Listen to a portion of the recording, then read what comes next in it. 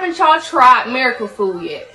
Miracle food. Mega food. Miracle Foods. Miracle food. Miracle food. Miracle food. Miracle food. Miracle food. Please support your Black businesses and support your health. This is a tool to genuinely heal people. It's through the roof. I feel like I'm low-key levitating in this bitch. This should be in your cabinet. It's Mike Ross, also known as Mike on the Mic. He's getting ready for his upcoming 2022 comedy run. He'll be kicking it off at Bitty Brand's Stress Factory Comedy Club.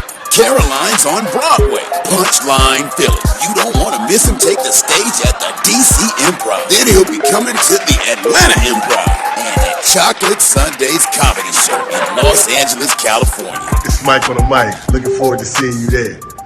For sure. The other day, we know about Kodak Black being shot by Ice-T, and you live in the area of Los Angeles.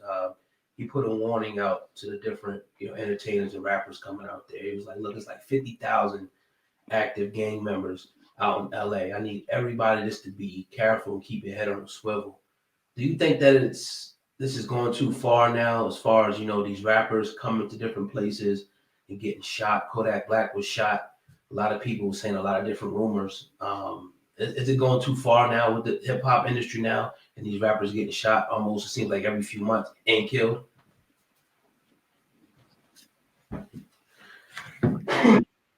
Well, I'm never for violence like that. I'm never in support of gunplay unless it's to self-defend.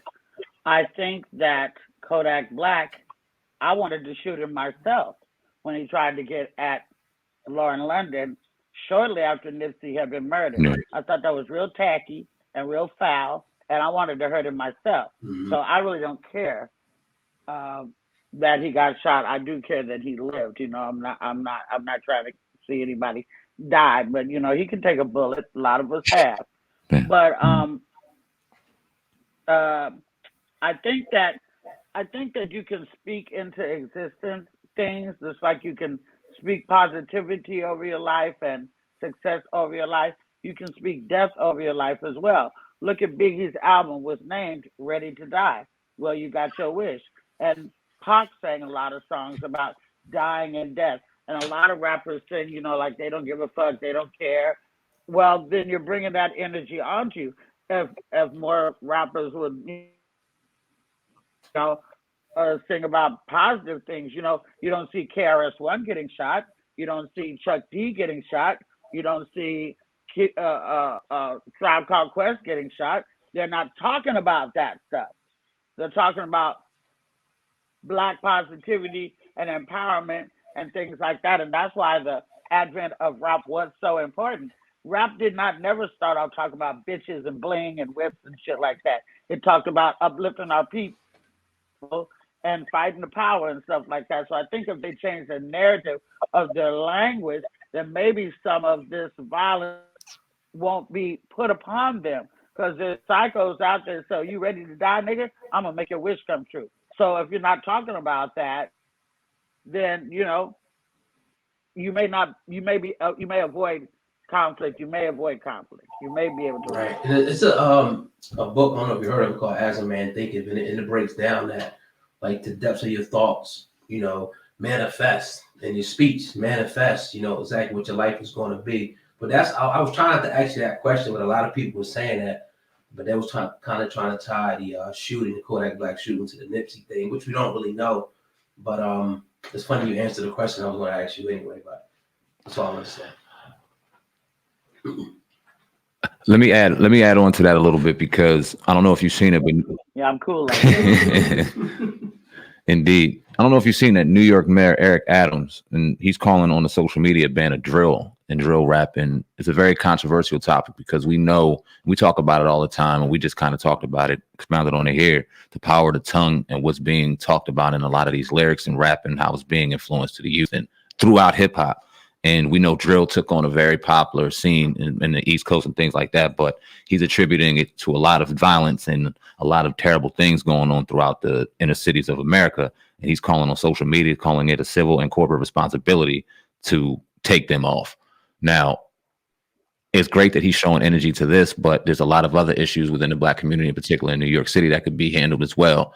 And let's see if it's balanced. But I want to know your opinion on this topic within drill music. How do you feel about that?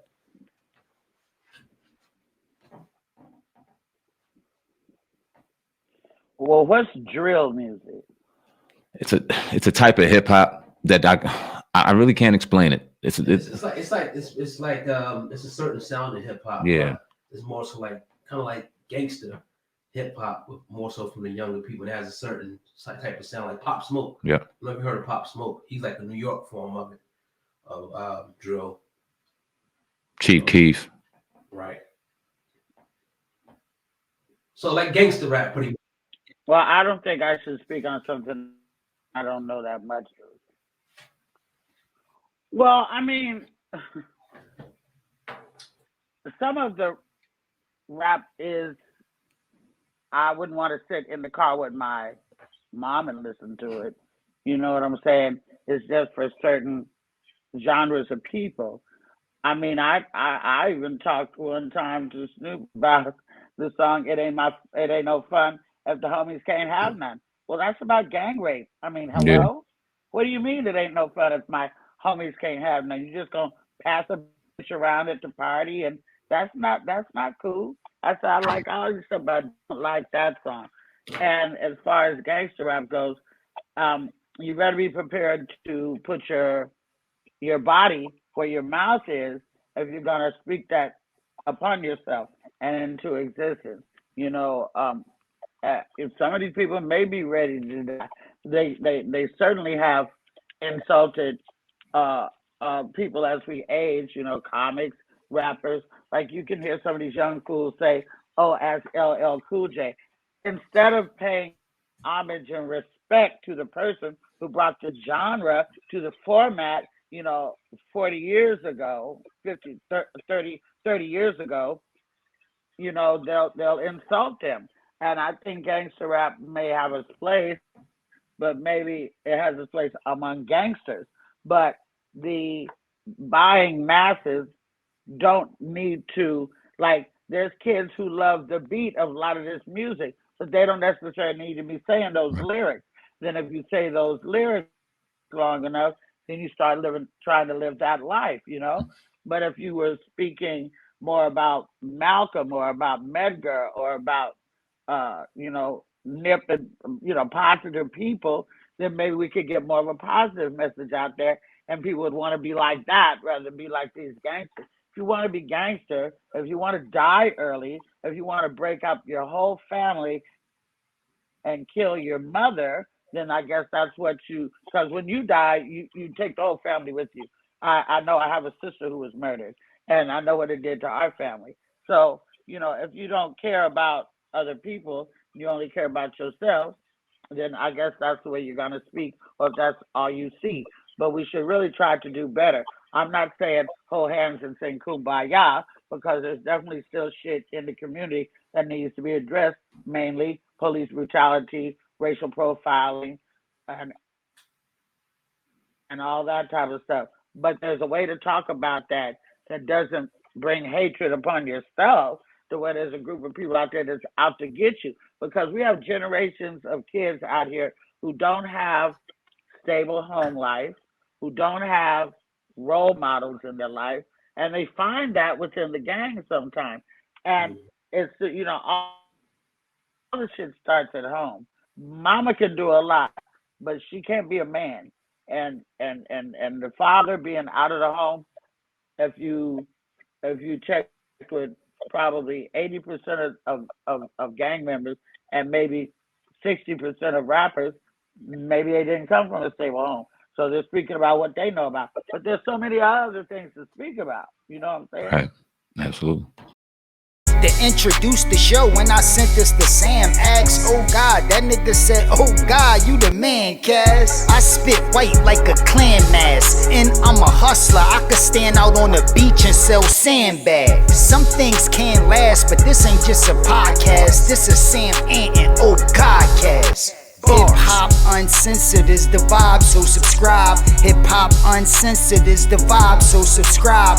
Oh God, driving Sam and riding passenger side, and you heard it out the mouth of the greatest rapper alive. Hip hop uncensored is the vibe, so subscribe. Hip hop uncensored is the vibe, so subscribe.